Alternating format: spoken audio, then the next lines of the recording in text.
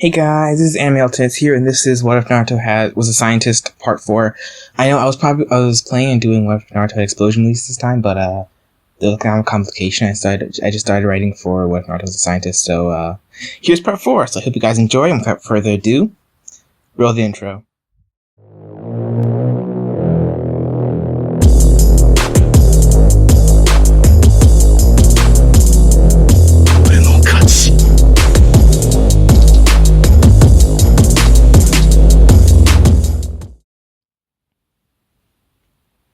Time skip. 3 months. The illustrious Hyuga clan compound, Naruto thought as he approached the gates.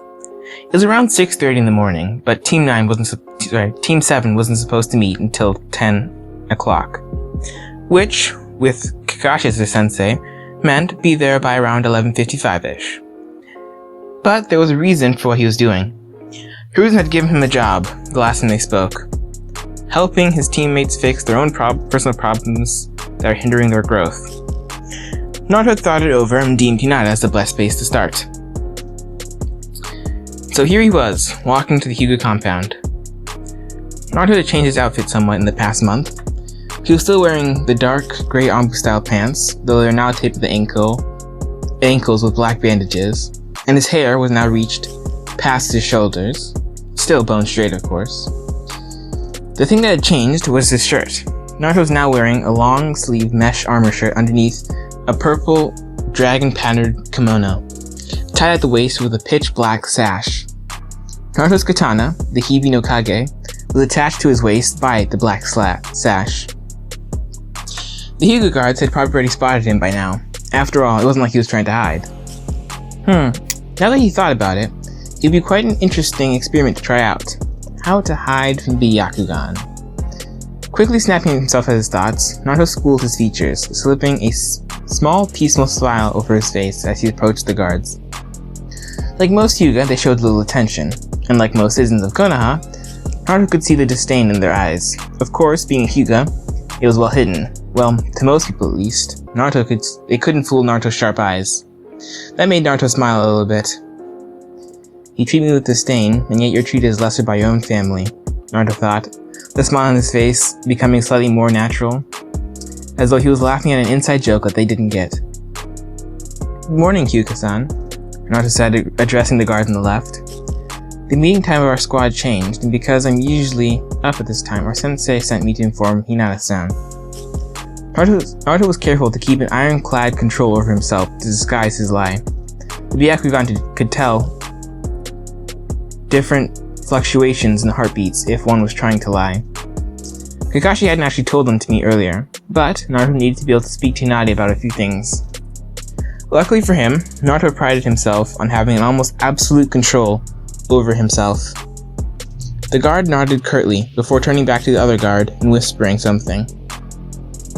The other guard then slipped into the Hyuga gates and into the compound, hurrying to inform Hinata. As they were doing this, Naruto took time to observe the scenery. It was a rather nice place after all. Quite a picture-perfect place to build the Hyuga clan compound. The remaining guard's voice snapped him out of his reveries. "Why are you still here?" the guard asked, pulling off the "I'm better than you" tone perfectly. Naruto's smile fractionally widened again, and his face took on a patronizing look, which, Naruto had no doubt, was painfully obvious to the guard and his Byakugan. A branch member, no doubt, Naruto thought, before speaking. Well, our sensei's orders were quite specific, and I'd rather not get it muddled up through miscommunication. Which basically translated to, I don't have to tell you. Naruto flashed another one of his peaceful smiles again, as his eyes flashed with mirth at needling the guard. Oh, of course the guard wouldn't react, of course. Hyugas were known for their impressive self-control. But it was fun to see him have an eternal war with himself over wanting to respond to Naruto's clearly patronizing words. Naruto turned back to observing the scenery. The guard that had gone to alert Hinata, or one of the Hyuga maids, had probably told them not to hurry, if only to spite Naruto, which was fine with Naruto. He was patient. 20 minutes later, Hinata showed up. "Sorry, Naruto-san," Hinata stuttered as she walked through the gate. "Don't apologize, Hinata. Naruto said, turning to face her. I wasn't waiting long. But we actually have to go and get Sasuke next. Hinata nodded as Naruto turned around and started walking away. He paused for a second to look back and nod at the two guards before resuming to walk away. After about 5 minutes of walking in silence, and the Hyuga clan compound was now out of sight, Naruto spoke up. Kakashi didn't actually tell us to meet up earlier, Naruto said, seeing confusion flood Hinata's face. To answer your unspoken question, it's because you and I need to have a little chat. I notice you're quite talented, but you hinder yourself. What do you mean, Naruto-san? Hinata stuttered, seemingly withdrawing in on herself. For someone who never actually practices the gentle fist style on a human target, your competency in it is quite impressive, Naruto said. I can understand your hesitancy to use it on people as it causes pain, but you have to remember, when you're on a mission that requires you to harm other people, you can't hesitate. Even if it doesn't affect you directly, one of your teammates could die because you didn't neutralize a threat in time. Hinata seemed close to tears, and Naruto idly concluded that if he was any other person, he might have felt bad. But he wasn't, so there was no point in trying to speculate if he was. Hinata needed a dose of reality, and currently, he was the only person in a good position that could give it to her. The real question is, what are you going to do about it? There are ways to practice the gentle fist so that you don't have to practice on actual people. But you just choose not to. So I ask you again, what are you going to do about it? A look of determination appeared in Hinata's face. I'm going to get better. Much, much better, she said. Naruto smiled peacefully again. That's good. Do you need any help? Hinata nodded, and Naruto spoke once more. Good. I have a group of shadow clones at our normal training ground. Shadow clones should serve your purpose as they are fully solid and even have their own chakra pathway system. Of course they'll dispel after 64 palm strikes, completely closing their Tenketsu of course, but it should still work for you. Now, I have to go talk to Sasuke-san, seeing as he has his own problems, but we should be there soon. Oh, and when you get down to one clone, wait for a few seconds, and it'll make you some more. Oh, and by the way, I may not come with Sasuke though. He might have some things to think about, so he might just come at our normal meeting time. Hinata nodded, turned around, and left. While Naruto was about to keep walking towards Sasuke's apartment to meet with Sasuke, he paused. Sasuke had moved out of the Uchiha clan compound and into an apartment about 5 minutes walk away from there. Though he had stopped and waited, Naruto turned around as if looking for somebody. Only when Hinata was out of sight, only then did someone step up from behind a tree. Hyuga-sama, Naruto respectfully greeted Hiyashi. Uzumaki-san, Hiyashi greeted back before pausing. I offer you my thanks. Hinata has always had some confidence issues, especially after her mother died. Though I'm partly to blame, I haven't exactly been easy on her during training. Hiyashi sighed before continuing. My clan has its own council, which as many times as they are useful, they can also be somewhat heartless. They do hold some sway in the clan, as they threaten to place Hinata in the Branch family, should she not meet their standards for what their next leader should be like. Naruto nodded. I was wondering about her skill level. She has the talent, but not the drive. But about me helping her, think nothing of it. She's a part of a Konoha team, and if she benefits, then the entirety of Konoha benefits as well. Nevertheless, I thank you. And with that, Hiyashi turned around, with a nod to Naruto, and left. One down, two to go, Naruto muttered before disappearing in a body flicker. Time skip. 15 minutes. Sasuke's apartment. Sasuke sighed as he woke up. It was around 7:15 in the morning. He sat up in bed for a couple minutes, thinking about how it would feel to finally kill Itachi. Then he smelled fried eggs. Someone was in his apartment. Slipping quietly out of his bed, he grabbed a kunai from the drawer in his nightstand, silently patting himself on the back that he memorized how to move silently through his apartment. He crept down the hallways and towards the kitchen area where the intruder was. He stopped at the end of the hallway that led into the kitchen, readying his kunai. He was about to rush in when he heard a voice speak out. Change of perspective. Naruto's perspective. Naruto smiled slightly as he felt Sasuke creep down the hallway. He had to applaud Sasuke's skill to be able to move silently, if nothing else. Though Sasuke was still ignorant of the finer things of a shinobi. Though if handled correctly, he would go far. When Naruto felt Sasuke get to the end of the hallway, he called out to him. "I know you're there, Sasuke. You can come out now," Naruto said. "I even made you breakfast." Sasuke slunk out from the hallway, still slightly apprehensive. "What are you doing here, Naruto?" "Believe it or not, I was interested in your plan to kill Itachi," Naruto said, placing a plate of food on the table. "Why?" Sasuke asked, and Naruto could practically taste the distrust in the air. "You may not know this, Sasuke, but I am a scientist. I dabble in various fields, and I occasionally receive jobs from Hokage-sama. As you might know, that grants me slightly higher clearance than most chunin." Naruto paused.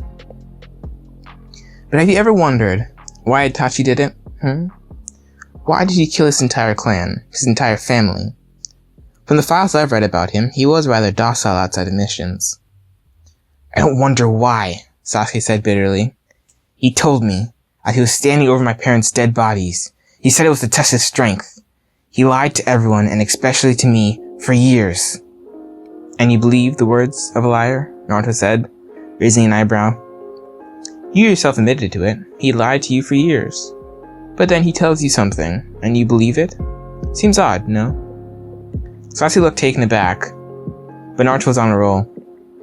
"So now your mission is to kill Itachi is basically a moot point. So that begs the question, what now?" "I assume you have questions, but I'm afraid I can't answer them. No one in the Leaf can at this point. But we both know who can," Naruto said. "Itachi can. So I assume at this point your goal has shifted to getting stronger to ask Itachi why, before you kill him, of course. But of course I could be wrong." Naruto waited a few seconds, observing Sasuke's face before standing up. "Enjoy your food, Sasuke. I'll see you in a few hours." And with that, Naruto left. As soon as the door closed behind Naruto, he scowled. Sasuke hadn't been nearly as receptive as Naruto had thought, or hoped. It appears as if Sasuke's mental state was stronger than expected, but only pointing in the wrong direction. "That makes my job so much harder," Naruto thought as he stalked away. "But it doesn't matter. I was given a job. Well, what doesn't bend, breaks. It's ultimately up to Sasuke if he decides to change, but if he doesn't, I'll cut him down the second he tries to betray Konoha." Naruto stopped and looked up to the sky. It's too late to try and interact with Kakashi-sensei, and I doubt he'll listen to me much until I'm Chunin. So, I might as well. He's probably also already left his team's graves. Hasn't figured out where he goes after that, but well. I did say I would help Hinata with her training. Time skip. End of that day. Naruto sighed as he descended down the stairway into his lab. During missions today, he had observed his teammates with a critical eye. Hinata had improved, well, mentally at least, but that was still a massive improvement from previous days. Sure, she still stuttered, and wasn't great at the gentle fist style, but she was less shy, if only slightly, and getting better at the gentle fist. Sasuke, however, was the one that was concerning Naruto. He was slightly distracted, but it appeared to Naruto that his words hadn't made much of an impact. "You're back," Karen chirped as Naruto walked into the main area. He pulled a lab coat off the rack next to the base of the stairs and pulled it on. "It would appear so," Naruto said dryly. Hiruzen had helped Naruto increase the size of the lab, and he'd done so personally so that no one else knew the location of the lab besides Naruto, Karen, and Hiruzen. Hiruzen, using Earth-style ninjutsu, had added an additional floor beneath the already existing lab. The ceiling of said floor was now covered in LED plant lights. That floor was currently being used as an underground greenhouse, though as of the moment there was only one tree. This was a personal pet project of Naruto's. He'd managed to alter the DNA of the tree to an extent that it had developed its own chakra pathway system. However, the tree didn't produce any fruit, but did produce vibrant purple flowers. Those flowers, if enough were gathered, could be juiced, and the resulting liquid, if injected into the bloodstream, severely boosted the user's metabolic rate, granting a boost in speed, power, and energy, though it dehydrated the user quite quickly and burned through their nutrients in their body at a high rate. Too high of a rate. Every subject that had been injected with the compound, mostly rats, had their bodies burn out because the metabolic rate had skyrocketed and forcefully extracted every bit of water and nutrients available. "We have work to do, Karen," Naruto said, walking over to a freezer Hiruzen had given them when the lab was given upgrades. He pulled out a glass test tube filled with purple liquid. Time skip, 9 months, wave mission. Naruto stood absolutely stock still as his mind raced through possibilities on how to get Kakashi out of his current predicament inside a water prison. Sighing to himself, Naruto bit his thumb, then very slowly and discreetly went through some hand seals before placing his hand on the ground and whispering, summoning jutsu. In a giant puff of smoke, Cleopatra appeared, pushing massive amounts of air out of the way with her sudden appearance. She was now 35 feet long, not quite big enough to ride on, but that was definitely large enough to aid him in battle.